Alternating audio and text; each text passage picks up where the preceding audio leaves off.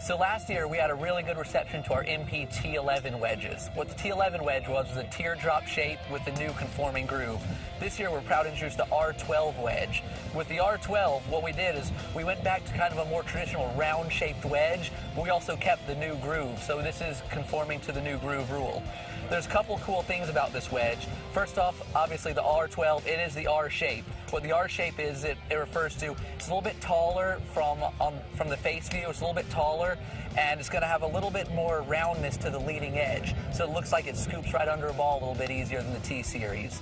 Some of the other cool things we did on this wedge is it has loft-specific sole grinds. So when you hit a 50-degree wedge, you want to do something different than when you hit a 60-degree wedge. So a 50-degree wedge actually has a little bit of what we call a triple cut, where it's got a grind on the leading edge as well as a grind on the trailing edge. When you get to the middle wedges, the 56-degree, for example, it has what we call a C grind. So you can see this C shape right along the sole.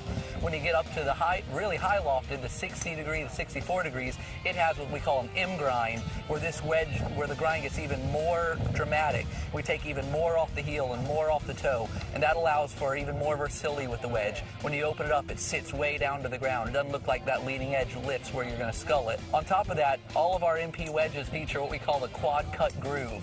What that is, it's the new groove, it's conforming to the new rule, but again, it's loft-specific groove geometry.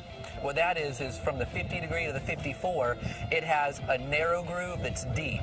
And when you get above that to the 56 all the way up to the 64, it's got a wide, shallow groove. The reason for that is from all of our testing, we saw that when you get to the 50 to 54, that's almost like an 11 iron. It's more like a full shot club. It's not nearly as versatile as a 60, 64. And for a full shot, that narrow, deep groove performs the best. But when you get into a high lofted wedge, one that you're opening up a lot, hitting a lot of glancing blows, that wider groove performed better. So rather than pick one and put it on all our wedges, we decided we'd be really specific so that each wedge had its own individual purpose.